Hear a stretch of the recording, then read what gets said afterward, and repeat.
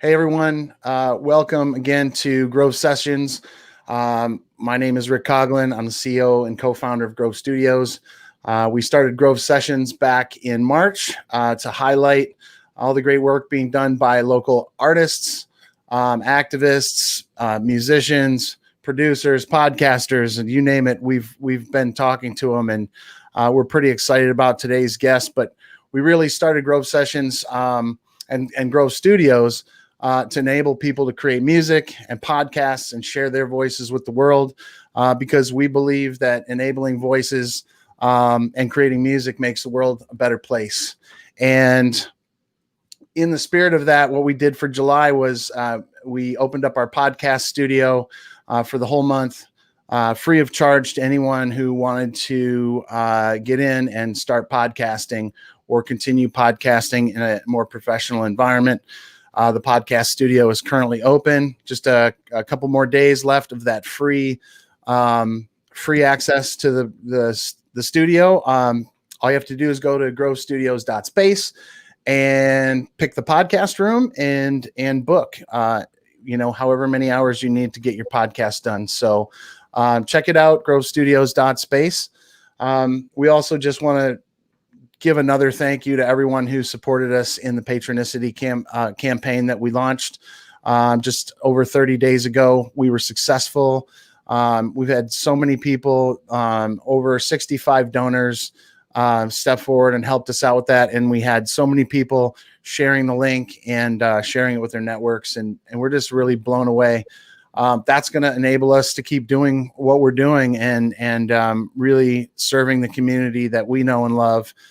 Being a resident of Washtenaw County and Ypsilanti specifically for 25 years, it's an honor to work with all the artists and the other great people doing great things in this city and beyond the city itself. So thank you to everyone. Again, welcome to Grove Sessions. You can see above me today, we have a very special guest. I want to go ahead and just introduce everybody. I'm joined here by a couple of my teammates. First, I have Rod Wallace. He is educational programs coordinator for Grove Studios, director of Trio Upward Bound at Eastern Michigan University. He's a hip hop producer and artist, professional educator, and community advocate. He's got 20 plus years of experience in K-12 administration, and currently, he's really working on a lot of research-based STEM and STEAM programming, more specifically advocating for urban educational development, hip-hop pedagogies, and pre-college programming. So pleasure to have Rod with us today, one of our amazing team members. I also have Max Price, head of social media and marketing for Grove. He's almost always here. So he'll be joining us, producer, rapper, and music business consultant. And he does an amazing job for us here at Grove Studios. And then our star guest here, Jamall Bufford, is joining us, AKA Buff One. Super excited to bring you to the live stream today, man. Thank you for taking the time. Just a little bit about Jamall before we launch into it, but he stepped up as the new project specialist coordinating Washtenaw, My Brother's Keeper. His background is as a hip hop artist, recording under the name Buff One, working for the Neutral Zone, which is an amazing organization downtown Ann Arbor, Emcee workshop facilitator, music coordinator, and now taking over with the WMBK role. So we're streaming live on all these channels. So hope you guys enjoy the chat, and welcome, my friend. Appreciate having you here. No problem. Thank you for having me. I've watched several of these, so that's dope. Be on here. That's dope, man. Thanks so much. We really appreciate you coming on here, man. You are, a legend in the scene and beyond, and it's an honor to have you here, man. Thank you. Yeah, and since both you and Rod are involved in this project together, several projects together. It kind of makes sense to kind of start out and talk about those a little bit. But maybe talk a little bit for those that are watching that don't know about Washtenaw, My Brother's Keeper, and how that came, how that organization came about in Washtenaw County, and how you guys got involved. Yeah, for sure. So My Brother's Keeper, as a national initiative, was started by Barack Obama in 2014. It was essentially a call to action for Black men and men of color to be more active in their community and supporting young men of color, helping them to kind of counter some of the barriers that we face in this country, educational inequity, economic inequity, and what we face with the criminal justice system. So Washtenaw has had had a chapter for about 5 years. I believe Washtenaw County was the first actual county or community to sign on as an official My Brother's Keeper community, the very first, which I didn't know prior to me getting this job. So Washtenaw was the first.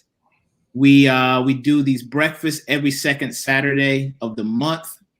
Obviously now, due to COVID, we haven't been doing them in person, but we do them virtually now. But prior to COVID, every second Saturday, men of color of all ages, intergenerational, we come together, we network, we community build, we have fun, we share ideas and resources. As young as 3 years old to as old as, in your 70s, just come hang out and, just chop it up, eat, and have a good time. So unfortunately, due to COVID, we can't meet in person, but we've been having great breakfasts, quote unquote breakfast, because, obviously we haven't figured out how to virtually serve food yet, but maybe in a couple years, we'll figure that technology out. But we, just have a good time. So, through that, when I got this position, I was just started coming around. I really, like I said, I didn't know Washtenaw had a chapter until a friend of mine, Shamar Heron, invited me out to this summit that they had at Eastern Michigan campus October 2018. So that's when I discovered there was a chapter here. And ever since then, I wanted to be a part of it and volunteer. I was already doing youth work. And then fast forward, they asked me to be on the steering committee. Around the same time, I believe that's when Rod was asked to be on the steering committee as well. So that's when I met Rod. And then fast forward, the director position, program project specialist open up. And here we are. So now we are one day away from Formula 734, which drops tomorrow. So that's one of many things that we're working on with My Brother's Keeper. I'll stop there and then I'll get into more stuff that we're doing. But that's cool. This is great. I mean, we want it to be conversational too. I don't want to just fire questions at you, but I really like, it's a powerful group, and the intergenerational part about it is, I think, something that Rod has really also talked a bit about. What in your mind is the power in the intergenerational piece? And that's amazing when you said like 3 to 70, like that's a really cool thing.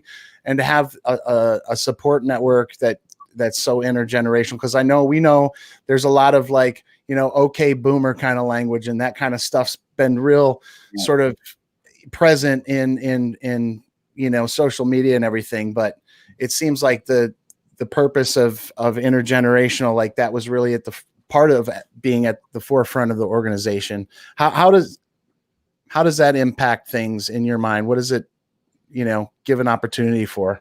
Yeah, I mean, it does a lot of things.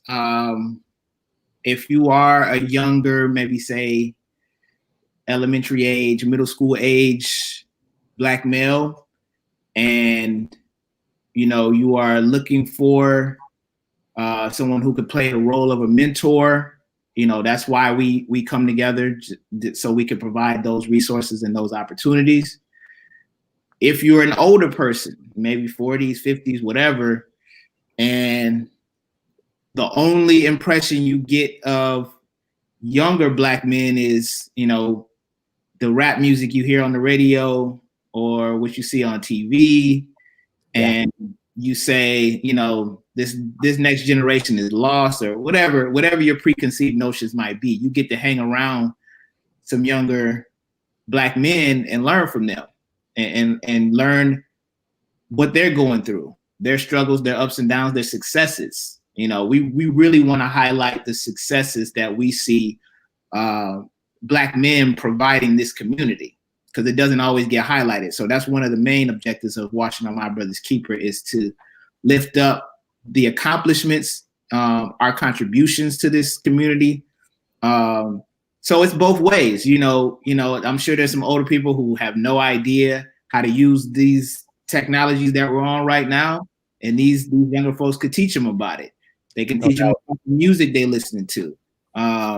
So it's not just, you know, older people trying to teach and guide, which is part of that. That's part of it. But we really want to emphasize that we can learn from anybody, you know. Doesn't matter their age, you can learn from anybody. So that's a big part of it. And we really want to show that camaraderie amongst Black men and men of color, and sharing knowledge. Yeah, that's really dope. I love how, you know, you've always taken your skills and taken what you've done and your career and what you do and channeled it back into your community and tried to help like the younger generations. You've always been doing that over the years.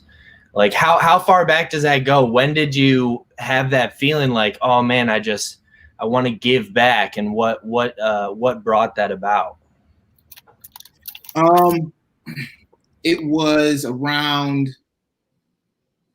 2010 when, you know, I've always had the thought of, I've always thought that hip hop in itself as a culture is built on and foundationally is about sharing knowledge. You know, some people even say that knowledge itself is the fifth element of hip hop culture.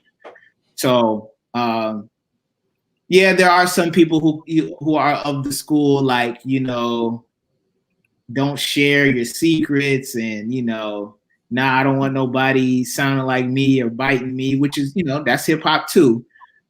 But at the same token, at the same time, I believe hip hop is about sharing knowledge and resources and community building. So that's always been in my mind, but I really didn't think about working with young people and sharing my love for hip hop and rap until about 2010. You know, I was living in LA and just doing music, and, you know, it's a tough game, you know, trying to make a living off of music, rap music. And, you know, I had a good run, you know, a couple years, but then it was like, you know, money started to dry up. So I came back home, and really I had a relationship with the Neutral Zone since its inception in 98, I think. 1998 is when it started.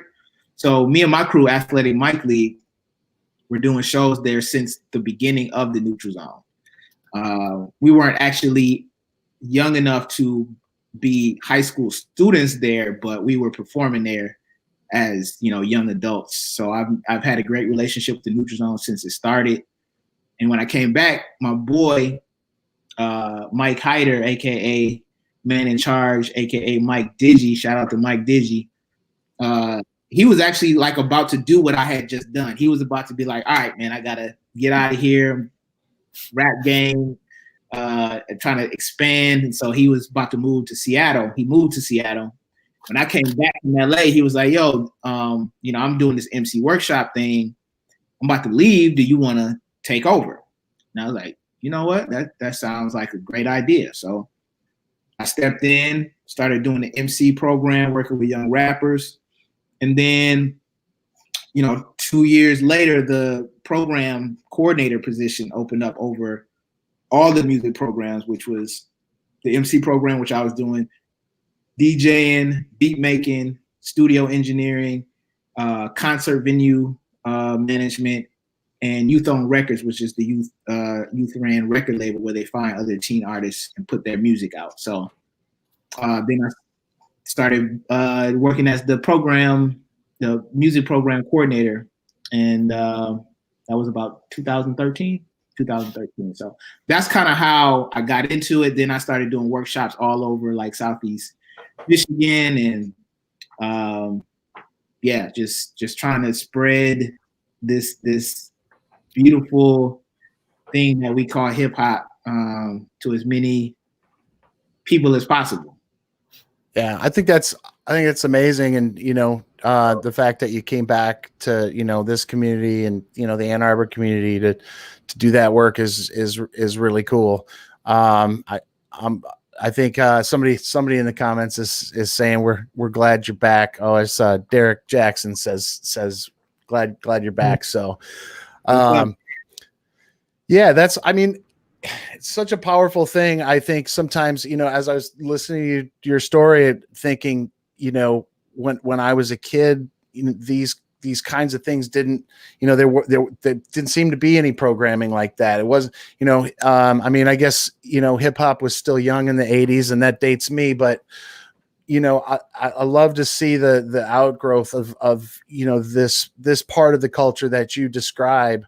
I think it's really powerful, and I know it just syncs really well with the work that Rod is doing also. And being a former educator myself, I taught middle school kids for 10 years and still work for the schools, but I really I always found ways to connect with the kids in bringing the culture. I have kids from many different cultures, obviously, but hip hop is always very, youth driven and youth oriented. And so, very early on, just bringing hip hop into the classroom to, teach different, rhyme schemes and things like that. As an English teacher, you see those obvious connections, Yeah. It's such powerful stuff. And I just love the way that you guys are using it, as that educational piece. I'd love to bring Rod in and kind of even talk a little bit. So then you guys at some point hooked up through this Washtenaw, Eastern Michigan consortium piece, and tell everybody a little bit about what you guys are. I mean, obviously you're dropping a project that you've been working on for a long time now.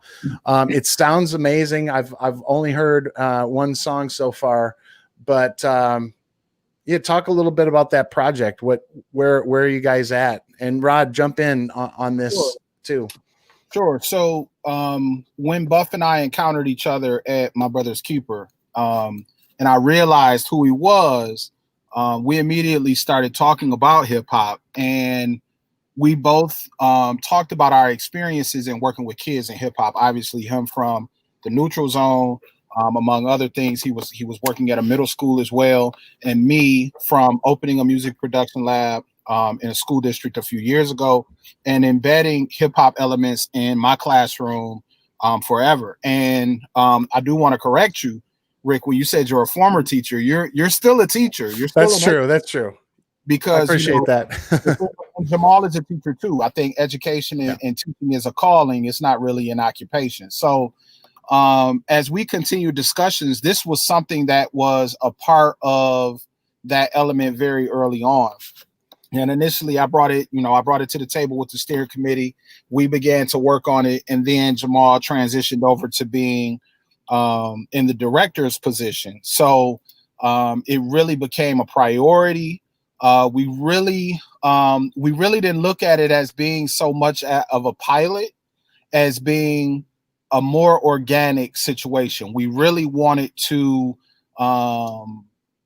put the young people in position to be able to exercise their ability to express themselves freely, and really get them to think deeply about elements of their lives that they may not have considered may drive some content and drive the need for them to talk about them on a deep level.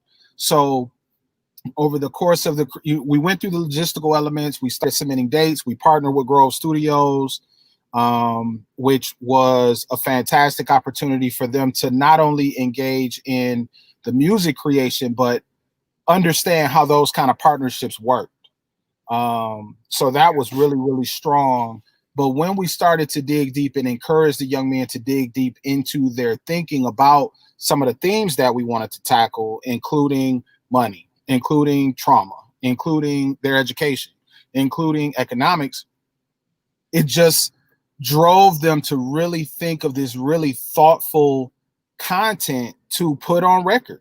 And the beautiful thing about it was, my initial thought was we were really going to have to be hands-on and make sure that from a technical perspective, everything. No, when we talk about being intergenerational, the fact is, in order for us to have fluency, cultural fluency, we have to learn from each other. And as an engineer and a producer, I learn from them a lot. They are way further ahead than I was when I was their age, even though some of them are in their late 20s. So they really took a stronghold over it. We just kind of, Jamall did a great job of just kind of passing the ball and facilitating.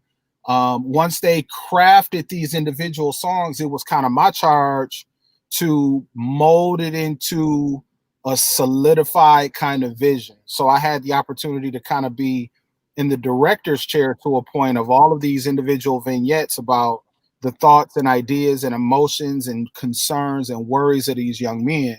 And it really came together into a cohesive package that really almost kind of tells a story. From when you listen to the album, you'll hear, a baby, I don't want to give the album away, but it goes through the progression. And at the end, we recognize how important it is to give back and to support the community.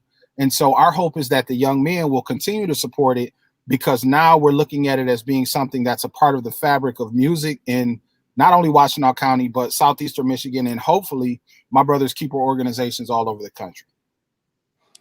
Yeah, it's a really powerful project. I mean, I in the music, I mean, just the luminaries of people that are working on the music are, you know what I mean? Like, it's just really good stuff all the way around. Like, it just, thematically, I can't wait to hear the rest of the album.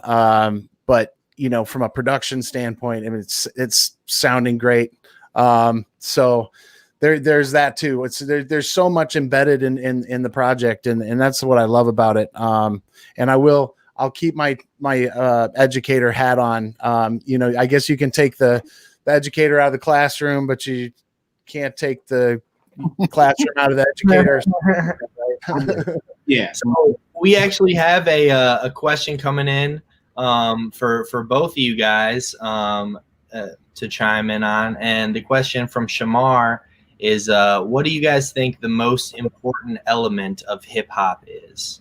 Either one of you guys can go first.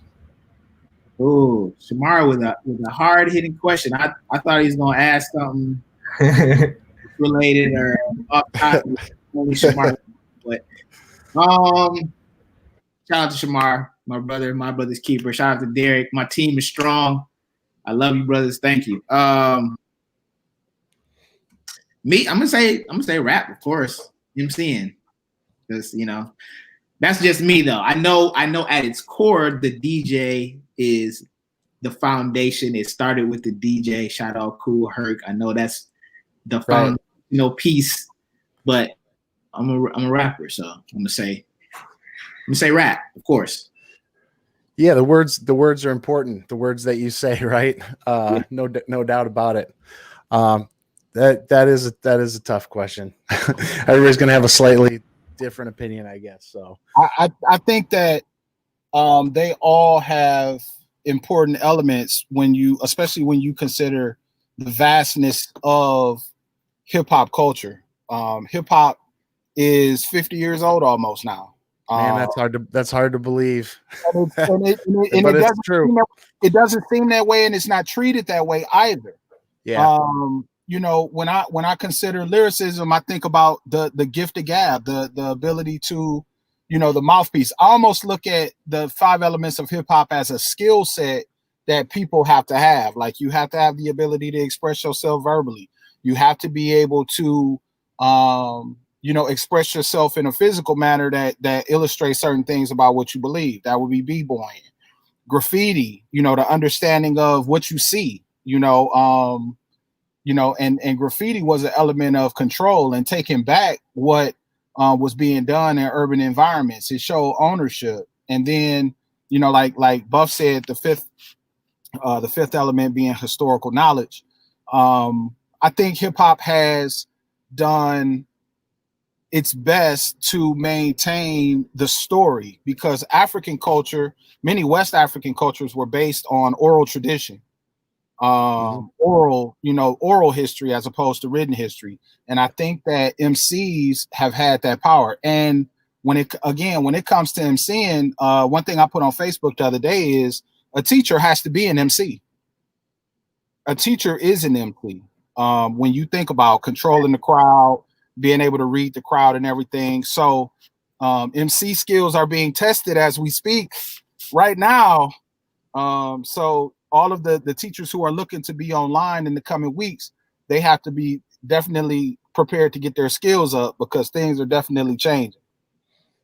That's a really, guy. There's so many great points that you made in that. And every time I hear you speak with that kind of authority, it's pretty awesome. I sorry to cut you off, but I tell them that all the time. Yeah. I'm so thankful to have Rod around to eloquently say what I'm trying to say. It's like what's the Key and Peele skit where Obama has the translator, like, Rod, the anger translator. Yeah. Yeah. He's my intellectual translator. Thank you, Rod. Thank you. Rod helps me with that as well. But you know what? If I can say, I'm just very thankful every day that I am able to talk about hip hop with other people every day. And that is like the joy of, other than my family, that is the literal joy of my life, because I'm very passionate about it, and it's made me who I am. So I appreciate the ability, the opportunity to talk about it. Yeah, that's we from a someone who's been a fan of the music for as long as I can remember. I mean, I think, I don't know, the early 80s, when I was a kid, hearing hip hop for the first time was an experience. And my dad spent a lot of time, he's exposed me to, I've learned about Motown from my dad and everything, because he spent some time in Detroit before coming out to where we lived in Colorado. But I just remember, I'll never forget, like, hearing it on the radio for the first time and being, just kind of blown away by the art form. And I think it's the lyricism that always drove me. I mean, obviously there's, rhythm and beats that, make you want to dance or move or whatever. But I was, how much, like, going back to the idea of knowledge and information sharing that was impact, in that. And for me, being, a blue collar, white kid growing up in a Western state and then coming to Michigan, I was learning, and I, thinking back, didn't know it at the time because I was such a little kid, but I was learning about more diversity than I had experienced in my life, and understanding more about American culture, and and Black American culture. And I love that you position it in the way that you do, because it is that, and there's, like you said, there's so many different subgenres within any genre, right? And we can all say, oh, well, I like this artist, or I don't like that artist, or I just don't really listen to that style, or whatever it is, right? But in terms of how music came into your life, where did it really start? I mean, was hip hop the thing, or were there earlier, from parents or grandparents, were music? And this really, I'll say, question for both of you, since you're, working in the same organization together. Just really want to know, how did the music come in to your life? Buff? For me, yeah, my mom played all the great classic soul, Marvin Gaye, Al Green, a lot of gospel. And so, my love for music started early. Michael Jackson was probably my biggest musical influence when I was young. I used to get in and win talent shows doing Michael Jackson impersonation. Awesome. That then led to me trying to break dance, and my dad would take me out down on a diag with a cardboard. I'd get out there, do my little thing. People would throw money. Busking, I guess, I was breakdancing, but I guess it's kind of busking. Yeah. I was winning talent shows and breakdancing. I didn't really know breakdancing was hip hop. Like, I didn't know. That eventually led into, the music that I was breakdancing to, which was hip hop, and my love for that grew. I had an older cousin, Rodney, who lived with me. He listened to a bunch of he was in the Prince, the Police, just kind of more not necessarily typical soul like my mom. Then my older brother Eves, he introduced me to De La and Tribe and Nas. And then my homies it started to be everywhere at some point. And I, late 80s, early 90s is when I really was oh, this is great. And I think I wrote my first rap in probably 92. Then I just wrote that, and then that was that. And then I came back to it in 93, 94, and that's when I met Athletic Mike League, and I guess the rest is history. Wow. Yeah, and I so the Athletic Mike League, that was in the, I remember moving to this area in 94. So I remember Athletic Mike League. And Funktelligence was another one. Those guys were around. I know those guys, MCs moved out to LA.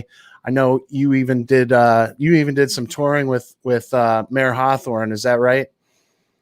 Yeah. So, AML started, we met at Huron High School when I was a freshman, and it is, me, Trey, Grand C, and Mayor, aka Haircut. We're all class of 97, and then there's two younger members. When we were sophomores, they were freshmen, Vaughn and KT, 14 KT, and Vaughn Tego. And then Vaughn's older brother, Wes, was a year older than 90. So he was 96. So it was 196, 97, 98. We kind of started really working with each other when I was a sophomore. So 95-ish. And we Athletic Mike League, the name's kind of self-explanatory. We were all athletes. Most of us played basketball. Mayor played lacrosse. So, he could hoop a little bit, but he wasn't a hooper. Wes and Mayor played lacrosse together. So yeah, we just tried to make it an athletic themed, elite, get into the league type thing. And it was a lot of us, a team. And then, so, my first tour was with the MCs from Funktelligence, 9 Lives and Jax. They formed a group called Now On with Mayor. That's right. Yep. And produced by the producers of AML, the Lab Tech. So they made the beats for Now On. So that was our first tour. It was us and Othello, DJ Manuel. So that was my first tour in 2007. And so fast forward, when Mayor blew up, he took me on one of his first tours. And we didn't hear from Rod though on his early musical influence. So put a pin in that. I want to get back to whatever direction you were going, but I did want to hear from Rod. And I gotta get my computer charges my. Oh yeah, we don't want to lose you. So Rod, yeah. What you want to talk about the music part? I know you're not being interviewed, but we're just talking. So, no doubt. So the same me, my dad had a lot of records when I was growing up. Put me up on a lot of blues and a lot of soul and Isaac Hayes and all that kind of stuff from the 70s when I was young. My next door neighbor was a big hip hop head in like the 83, 84, 85. So I remember him like playing New York, Big City of Dreams and stuff on the box. Shout out to Paul Kennedy, Gerard Smith from my block, Gloucester and Flint. And I just fell in love with it. And what I found was, our experiences, Rick, were not that foreign just because we're of different races. Because hip hop provided a cultural transfer for me too. I grew up in a middle class household. And I'm listening to cats from New York City, and what they gave me it wasn't romanticized about who they were and what they did, but it was just a different way of life than what I saw.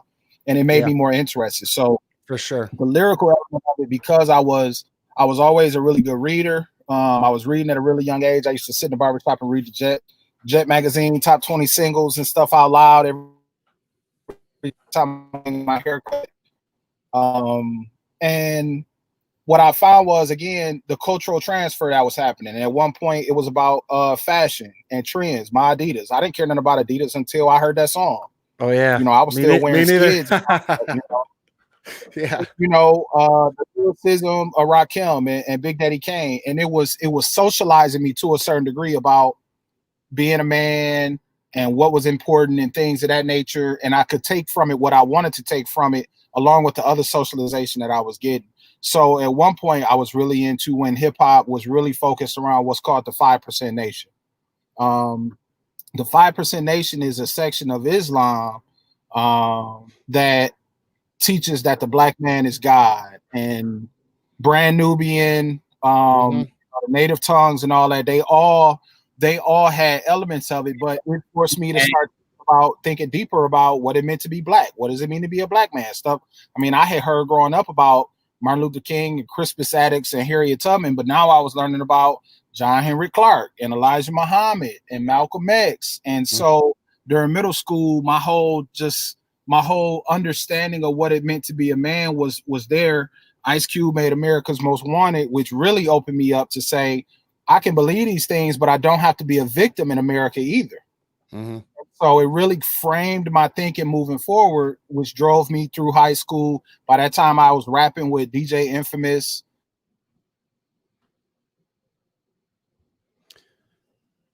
Green Avenue.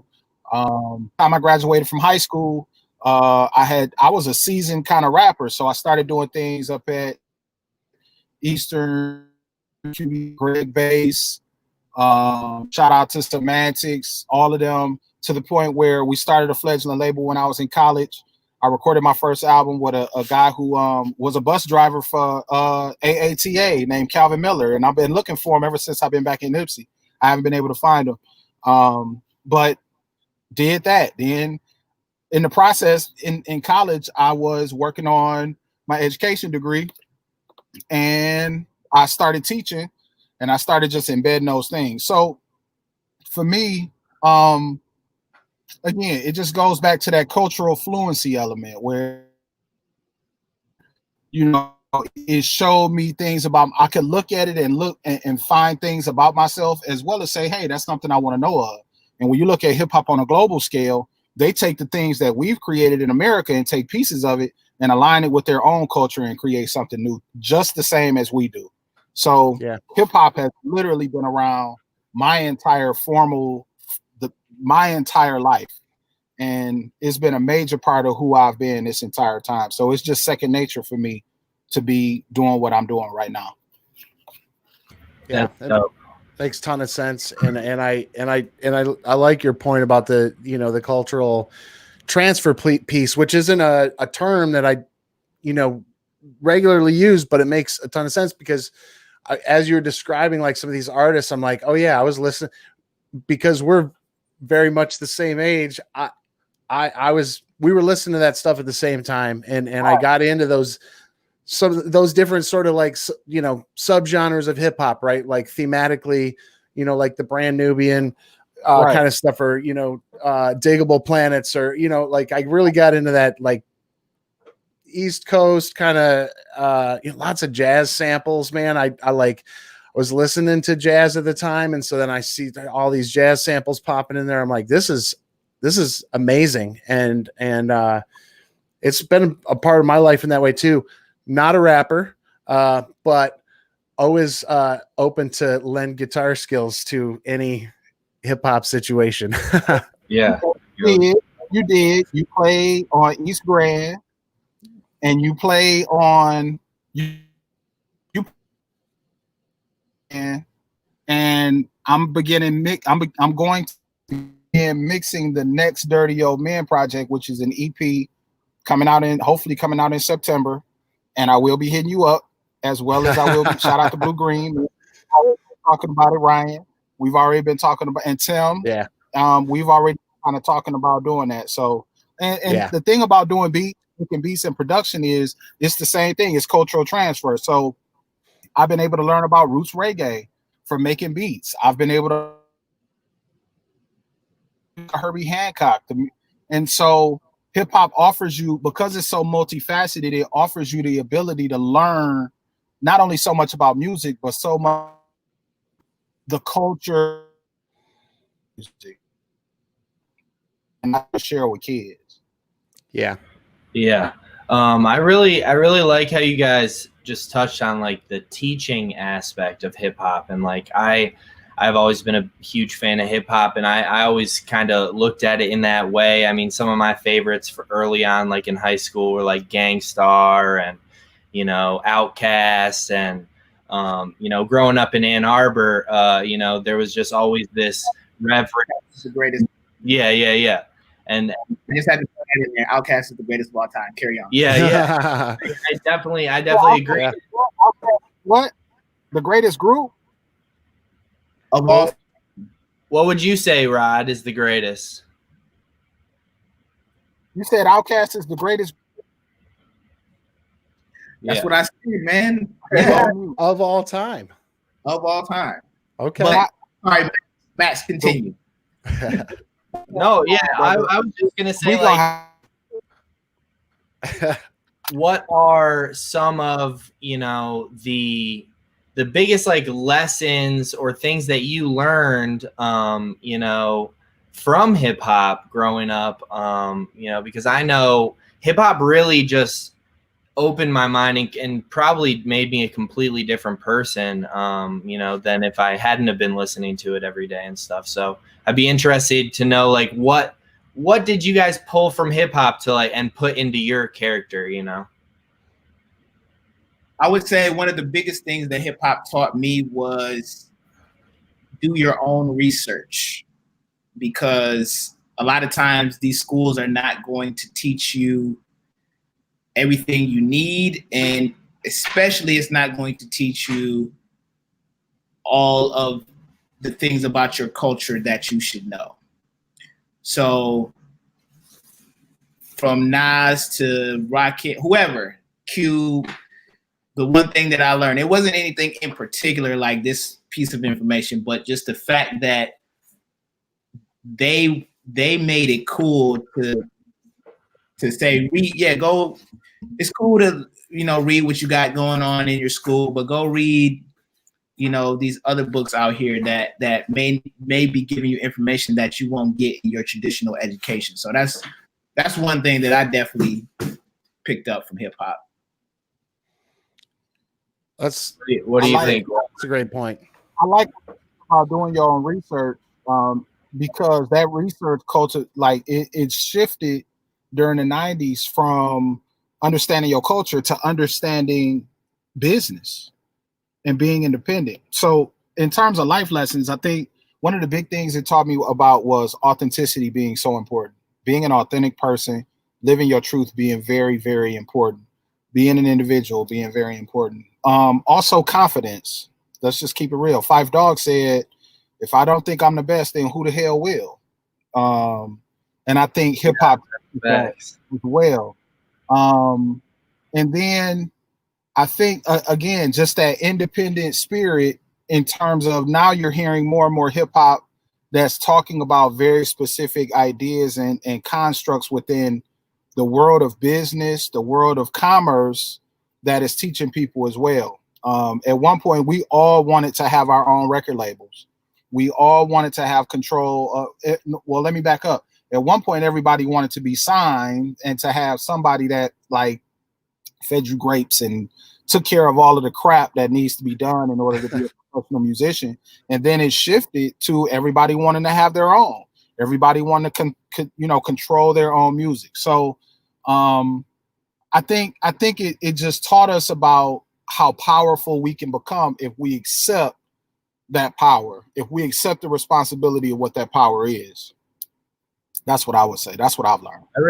I really like that. And I got that same kind of message too. And I really think hip hop is one of the main reasons why I chose to pursue my own path and be like, wow, I could just rap and like pursue music and I don't have to, just get a job I don't like and live and just work for the rest of my life, Yeah. So that's really dope. And I guess, another question for both of you guys is, another big thing that influenced me is just growing up in Washtenaw, growing up in Ann Arbor. The culture really influenced who I became, and how did growing up or living in Washtenaw, affect you guys as people and as artists? It's a great question. So I was born in Atlanta, and then my mom moved me and my older brother here when I was about 3. And so I know it was a huge cultural shift for my mom and my older brother. My brother is 13 years older than me, so he was 16. So we moved from Southwest Atlanta, 7 courts. Oh, that's why you like Outkast so much. Okay. Say no more. No, not at all. Understandable. That has very minimal to do with that. And we was in the hood. Like they weren't around a lot of white people. When my dad is from here, though, he's from Ann Arbor, and they moved me and my older brother up here. And so that was I know that had to be completely different for them, my mom and my older brother. So me primarily growing up in Ann Arbor, I didn't really experience Atlanta like that. But I know the history of the South. I know my mom's experiences, my older brother's experience. But it's not a typical growing up in the South type story because, of course, racism existed. Jim Crow existed. But their neighborhoods were primarily Black. The store owners were primarily Black. Schools were primarily Black. So they didn't really experience that type of racial tension like most would in the South. So, they grew up very prideful of their community. And, even though we were poor, we were around an affinity group of other Black people and we felt like a community. And so moving up here, I know it had to be different for my mom and my brother, but for me growing up, I experienced a ton of different cultures here, which I know for a fact influenced my music, but still, ingrained in that pride of who I am and my Blackness and where I come from. And so, even though I grew up around tons of different cultures and experiences, I love Ann Arbor for that. I went to Ann Arbor public schools, even though I've lived mainly in Emcee for most of my adult life, because that's where I can afford to live. Unfortunately, that's a whole nother conversation. Yeah. And so my experiences growing up were great. I can't recall anything about my upbringing that I felt like I didn't have access to. And that's one of the main things I want to, we're trying to do with Washtenaw My Brother's Keeper is, one, we want to bridge that gap between Ann Arbor and Ypsilanti, because it really shouldn't exist, especially when you think about some of the resources that are afforded in Ann Arbor. And, I want young Black people in Ann Arbor who may be growing up without, similar to me, grew up similar to me with not a lot of money, to know that there is still opportunities. And I experienced those opportunities. I had mentorships at University of Michigan Hospital. University of Michigan is one of the biggest universities in the world. And it shouldn't be that growing up, if you grow up 10, 15 minutes away from that, you can't experience things that other kids have. It shouldn't be that way. So, but I do know I took advantage of a lot of opportunities, and that's partly why, I am where I am today. I owe a lot to growing up here. I owe a lot to hip hop, and it kind of paved my path to be where I am today. So definitely, growing up in a college town and having transplants come in, going to the University of Michigan, I met a bunch of people from all over. So all those experiences growing up here definitely helped kind of shape who I am musically. Yeah. And now that I am here in this position, working with younger musicians, trying to help them kind of have some of the same experiences that I had, because I as far as musically, there really weren't too many people we could look up to here. We were one of the few. There was shout out to Prodigy. There was a group Prodigy, Urban Black Poets, of course, Sun, SUN, the OG. There was a handful of people doing it on the scene, but ourselves, Athletic Mike League, Subterraneous, we kind of helped make the scene what it is here. So musically, we didn't have a lot of people to look up to, but I definitely had a lot of great influence as far as just kind of help shape me who I am and taking advantage of the opportunities that we were afforded, even without having a lot of money. Right. Yeah, and I, just hearing you talk about that experience and having also come from somewhere else to here, I recognize those things. I mean, that's one of the things that really drew me to the area was, I knew music was a thing here. At the time, I didn't know much about the hip hop scene. If we were going back to the 90s, like you're saying, there wasn't a lot, and you guys really were. That all of the people that you just mentioned, all the groups that you just mentioned, like were really the, I guess this is kind of the foundation of like the hip hop scene in Washtenaw County and Emcee Arbor, and it's cool to watch it continue to grow and seeing more and more of these collaborations happen. And I know Rod was from Flint originally, but like he's really engaged in this area with his work at the university. And then we're just so fortunate we do have these universities. There's like 4 colleges, right around here, and constant, young people coming in, fresh ideas. It's a really cool place to be. In a good, kind of like almost like an incubator for good stuff that's happening. And I view the work that you guys are doing as part of that, and using, having the hip hop culture as a part of that is just, it's so awesome. I think it's super powerful. I know, like, we want to continue to do whatever we can to support it. Because that's part of our goal. We want to help people make music. That's like literally in our core values. So, I'm really grateful to, be involved at that level. And I've met so many amazing people, doing this kind of work. So it's refreshing, man. I just love positive stuff, I guess is what I'm trying to say.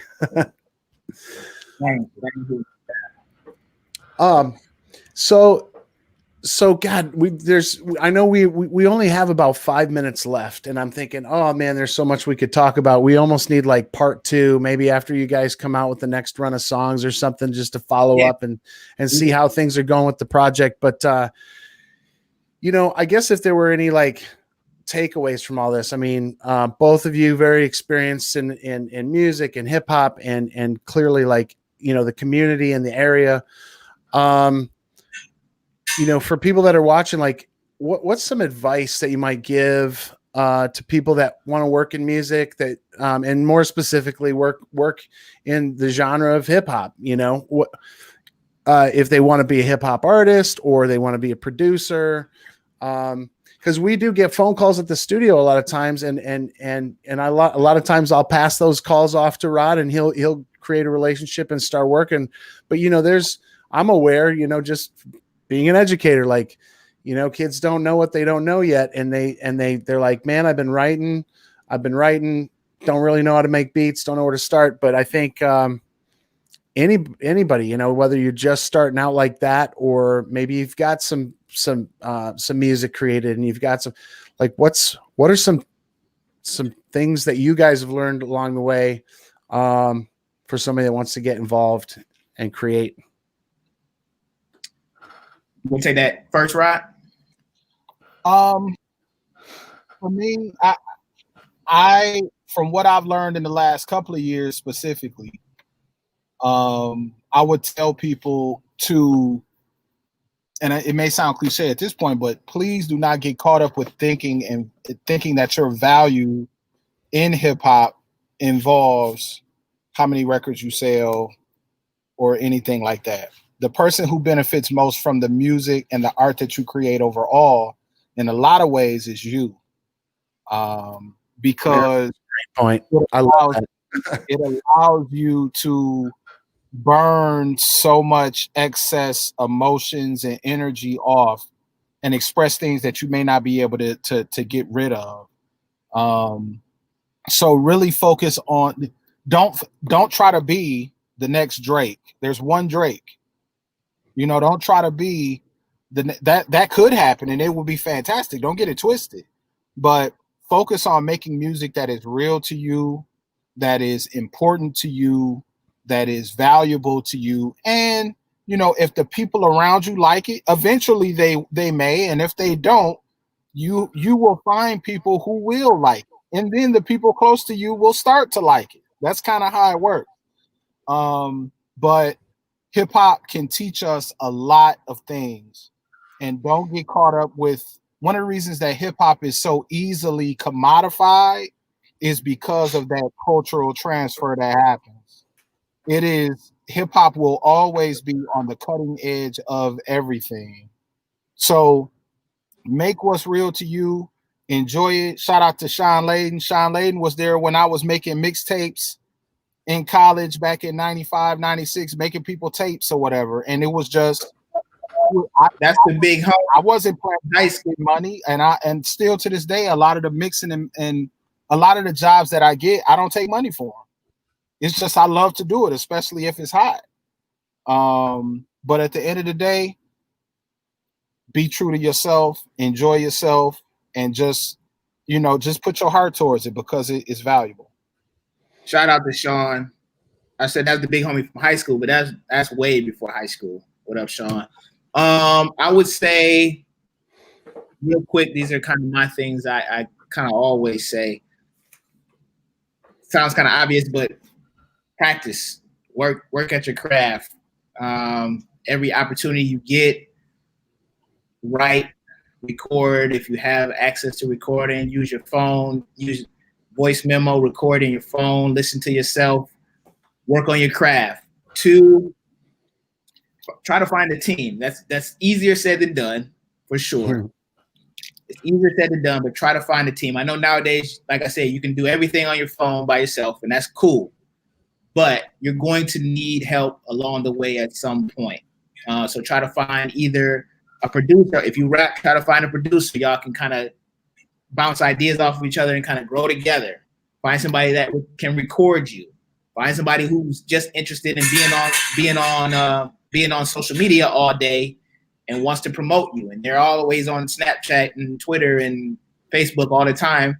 Find them. Now, like I said, that doesn't mean just go find some random person, be like, hey man, you want to be a part of my crew? Like, no. I was blessed and fortunate. My crew, was organic. We grew up together. We just happened to rap. So everybody's not going to work that way, but try to find a team to support you. And then just set goals that are, attainable. Success is relative, or subject, whatever. Rod, the word. Yeah, I think it's both of those things. Yeah. I think you know what I mean. Like it is. If your goal is to just get on a stage and perform for people in your city, you do that. That's a success. That's a win. And then celebrate it and move on to whatever that next goal is. But set reasonable goals. And if your goal is to be the next Drake, but not necessarily sounding like Drake, but be that huge of an artist and make that type of money and be all over everybody's streaming services, then set that goal and go for it. But just realize that somebody else's success is not necessarily what success has to be for you. Right. So those would be my things. And I want to make sure we plug some stuff before we get out of here. Please do. I don't know if you have any more questions, but if it's time, I want to plug. Yeah. No. Let's plug it. We can come back and do this again. It'd be fun because definitely a good conversation with you guys, man. Appreciate it. So we were talking about all the talent here. I just put out the Spotify playlist. It's not a DJ mix. So I do DJ. I didn't have time, unfortunately, to actually get on the turntables and blend the songs, but I put together a playlist of all Ann Arbor Emcee music. It's called 734. So check that out. Shout out to all the amazing artists that are on there. Most of them I know. I don't know all of them, but I did that in preparation for tomorrow, the big day. Formula 734 will be available. Will be live 7:30 at 4 p.m. 734 on Bandcamp. Formula 734 on Bandcamp. I'm super excited. Can't wait for y'all to hear it. And we got the documentary in the works, almost done. COVID-19. We could have had a whole conversation about COVID-19. We could have had a whole conversation about what the injustice that Black people are facing in this country. And through all of that, we got this album done, and the documentary is about done. That'll be out next month. So just keep your eyes and ears open. Formula 734 is out tomorrow. Yeah, we'll make sure to put that on blast, Max. I know we, For sure. Yeah, for sure. And you're right, man. There's so much ground that we didn't get to cover. Hopefully, speaking on the behalf of Grove Sessions and everything, man, we'd love to have you back. Love to continue to follow up with the projects that you guys are working on. I think it would be great to do another one with all the artists on Formula 734. We have kind of like a round table. If we did that sometime in the next month to help promote, I think that would be dope. Yep. Yeah, we can. Let's touch base with Eric and your team and make sure that happens, because I think it's really cool and give a chance to highlight all the artists. And I love what you said about teamwork, man. It's cheesy, but teamwork makes a dream work. And in the true spirit of Ann Arbor. I always think about that speech that Bo Schembechler gave in the locker room. Everybody knows the team, and that's no bullshit, right? If you don't have, you got to have a good team, and it's awesome working with people that you can also consider friends, and I definitely see that going on, and I see new friendships sparking in the work you guys are doing with My Brother's Keeper. So. Listen, I really appreciate you taking the time. I know it's at the end of the time, a little bit past that, but shout out, birthday shout out. Yeah, birthday shout out. Happy birthday. So featured on Formula 734 dropping tomorrow. Happy birthday, True Classic. Yeah. Shout out. True. His birthday. Actually, I just saw on Facebook, as I was getting ready for this interview, another 734 legend, Ypsilanti legend, Siggity. I don't know if y'all know Siggity, but he's an incredible rapper. It's his birthday too, apparently. So happy birthday to Siggity. You may probably not watching this, but if you know him, give him a birthday shout. Nice. And yes, Rod wanted to make sure we give a rest in peace shout out to the legendary Roots crew, original member Malik B, who was a huge influence on me. I'm sure on Rod and probably a lot of them. So rest in peace, Malik B. Yeah. I heard that news earlier today, man. The Roots, hugely influential. So I appreciate all those shout outs, and I know others do too, man. Thank you so much.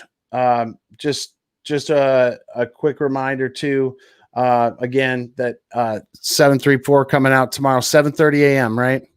Nope. No. 4 p.m. 4 p.m. 4 p.m. So where did I get 7:30 from? Wow. That's the date. 7:30. Oh, 7th. Right. Gotcha. And then that's Spotify playlist, man. That's really cool. It's 734ia. So how is that spelled so people can find it? So spell out 73 SE, spell it out. And then at the end, it's PHORIA. So like Euphoria, but 73. Perfect. Yeah. Love it. I believe it's on my Spotify. So if you just search Jamall Bufford on Spotify on my account, you'll see it there, as well as my other playlists that I did with the Black Opera's Spotify page. Perfect. We'll make sure and share that out too, man. Okay. Well, so if you're still hanging with us, man, I just said another quick thanks to Jamall Bufford, aka Buff One, and Rod Wallace. Really appreciate you guys taking the time today, and we'll look forward to doing this again with the rest of the 734 artists. I think that'd be a lot of fun. Oh, and shout out to Dirty Old Men. Yeah. And I love it, man. You guys, thank you guys so much. And the Black Opera as well. I'll tell you what, so many shout outs. I love it. Such an amazing network of beautiful people doing beautiful work, man. So I'm honored. Everybody, Grove Sessions will be back. I believe tomorrow we're going to do a special one. We got another one on Friday, and we're just going to keep pushing it and sharing all the great stuff going on in Washtenaw County and Southeast Michigan music. Appreciate your time, everybody. Have a great night. Keep doing what you do. Thank you, Grove. Thanks, man. Thank you. Appreciate that. Much.